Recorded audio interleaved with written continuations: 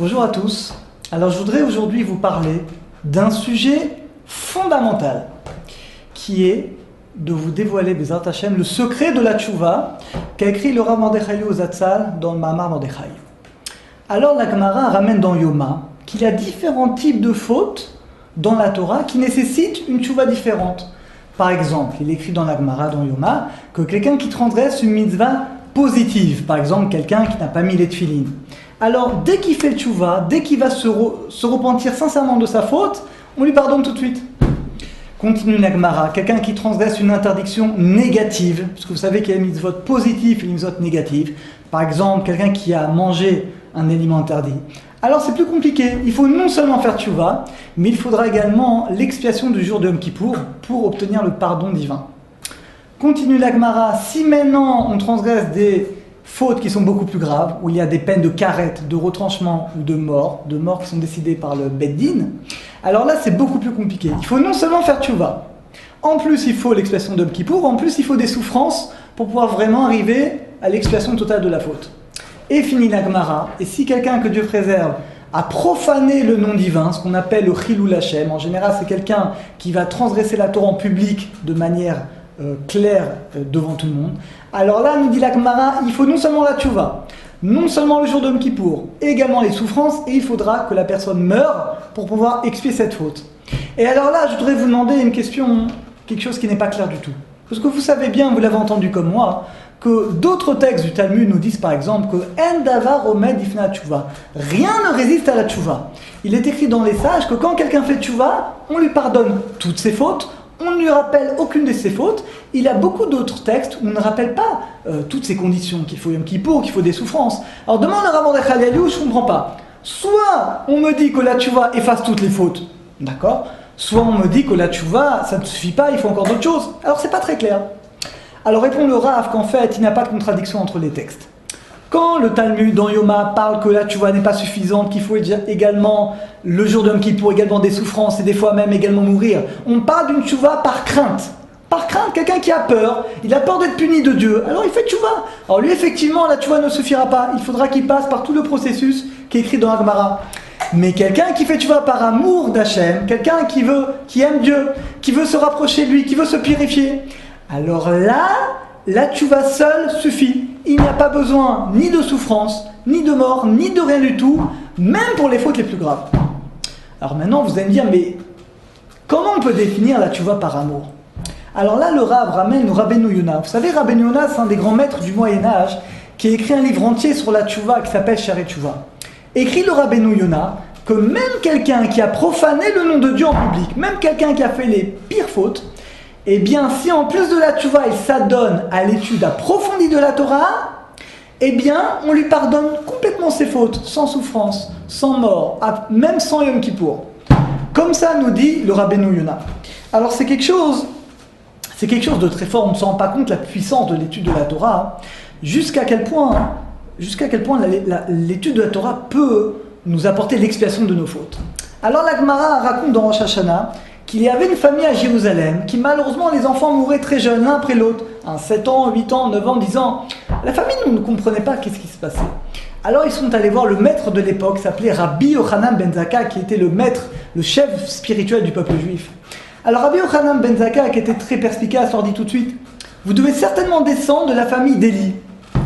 Alors sans rentrer dans le détail, le Kohen Gadol de l'époque, ses enfants s'étaient mal conduits. Et à la suite de cette mauvaise conduite, il y a eu une malédiction. Dieu a maudit toute la descendance d'Élie, que les gens qui descendaient d'Élie devaient mourir jeunes. Et le verset nous dit que même avec les sacrifices, on ne pourra pas racheter la faute des enfants d'Élie. Maintenant, nous dit la Gemara, par les sacrifices, non, mais par l'étude de la Torah, on peut racheter toutes les fautes et même enlever les pires malédictions. Alors à dire Rabbi Yochanan ben Zakkai et à cette famille, étudiez la Torah, envoyez vos enfants, étudiez de manière approfondie la Torah. Et incroyable, la famille a vécu, les enfants Baruch Hashem ont grandi, ils sont arrivés jusqu'à un âge avancé. Alors on appelait d'ailleurs, dans la Gemara a dit qu'on appelait cette famille la deuxième famille de Rabbi Yochanan ben Zakkai, parce qu'ils ont survécu malgré le décret de mort. Donc c'est quelque chose d'incroyable.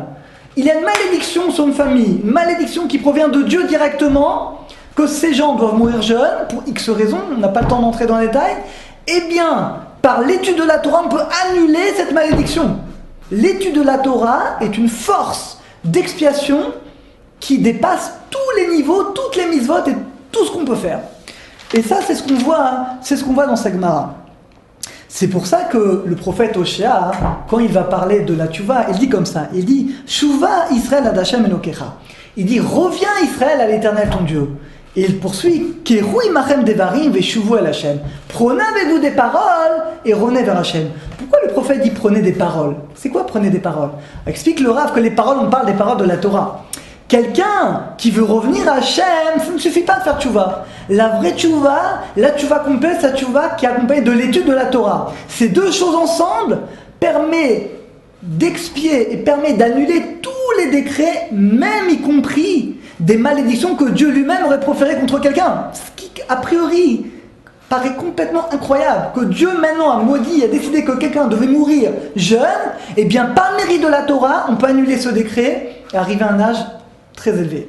Alors c'est ça que dit le Rav, la tchouva parfaite et la tchouva qui est accompagnée avec l'étude de la Torah. C'est pour ça que dans la Mida, le Shmon Esrei qu'on dit 3 fois par jour, eh bien il écrit dans la bracha, dit le Rav, Ashivenu avinu le Toratecha, ramène-nous Hachem dans ta Torah.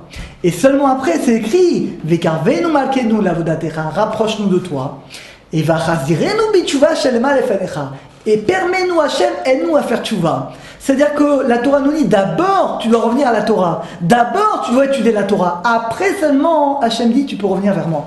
C'est pour ça dans la bénédiction, d'abord Dieu dit reviens dans la Torah, reviens dans l'étude, après seulement tu peux entamer ta tchouva et tu peux entamer ton processus de purification. Et ça, je dirais que c'est quelque chose d'incroyable, que dans ces jours de préparation qu'on a tous, aux jours redoutables, évidemment qu'il faut multiplier les bonnes actions, évidemment qu'il faut multiplier la tzedaka, mais la chose la plus importante, et c'est ça le secret de la tchouva, c'est la multiplication de l'étude de la Torah. Et principalement, dans ces jours, la force de l'étude de la Torah va permettre à notre tchouva de vivre et de continuer. Et le Rav nous dit, vous savez que d'après les Mekoubalim, les jours entre Rosh Hashanah et Yom Kippour sont des jours qui sont très très saints. Et chaque jour, en fait, on peut réparer tous les jours de la semaine, de l'année. Et le Shabbat Shuvah, le Shabbat qui est entre Rosh Hashanah et Kippour, eh bien on peut réparer tous les Shabbats qu'on a transgressés de toute l'année. Alors dit le Rav, une ségoula, quelque chose d'extraordinaire pour pouvoir nous procurer le pardon. Écoutez bien, Shabbat Shuvah, on doit étudier principalement les lois de Shabbat. Pourquoi ? Puisqu'il est écrit dans la Torah, Shomer Shabbat Mechalelo dans le prophète. Celui qui garde le Shabbat, qui ne transgresse pas. Dit la Gemara dans Shabbat, pourquoi c'est écrit Shomer Shabbat Mechalelo ? Dit la Gemara que même si quelqu'un a transgressé Shabbat, même si quelqu'un a fait l'idolâtrie, comme au temps des noces, eh bien s'il respecte le Shabbat, on lui pardonne toutes ses fautes. Donc c'est justement par l'étude des lois de Shabbat et par le fait qu'on prend sur nous de respecter Shabbat comme il faut, qu'on va pouvoir réussir à avoir l'expiation et les pardons de toutes nos fautes. Et là, je voudrais vous dire encore un autre secret. Parce que beaucoup de gens demandent, dans les tchouva, on voit beaucoup de gens font tchouva, beaucoup de gens se repentissent. Et malheureusement, on voit que peu de temps après, les gens retournent un petit peu aux habitudes. Alors, quelle est la différence entre quelqu'un dont sa tchouva va pouvoir tenir, va vraiment le faire avancer, et quelqu'un qui malheureusement, il fait tchouva comme ça, mais au fond, il ne va pas vraiment changer. Eh bien, c'est ça le secret de la tchouva, c'est l'étude de la Torah. Une tchouva qui n'est pas accompagnée par une étude approfondie de la Torah, malheureusement, c'est une tchouva qui n'est pas complète et en général qui ne durera pas. Mais une tchouva qui s'accompagne d'un réel élan dans l'étude, d'une vraie multiplication de l'étude, cette tchouva pourra continuer et pourra nous emmener et nous rapprocher d'Hachem. Si par exemple quelqu'un ne respecte pas Shabbat comme il faut, alors il a beau dire pardonne-moi Hachem, à partir de maintenant je vais respecter Shabbat comme il faut, mais s'il n'étudie pas toutes les centaines, les milliers de lois de Shabbat, il pourra toujours dire mais il ne respecte pas Shabbat. Et ça c'est vrai pour toutes les mitzvot, parce que sans étude concrètement, on ne peut pas se rapprocher d'Hachem. Et c'est ça que dévoile le Rav Mordechai Eliyahu, et c'est ça le secret de la tchouva. C'est la tchouva accompagne l'étude qui, Bezrat Hachem, nous permettra à tous d'obtenir le pardon complet de nos fautes, d'obtenir, de se rapprocher d'Hachem et d'arriver pur à Rosh Hashanah Kippour et qu'on soit tous scellés dans le livre de la vie pour une bonne année.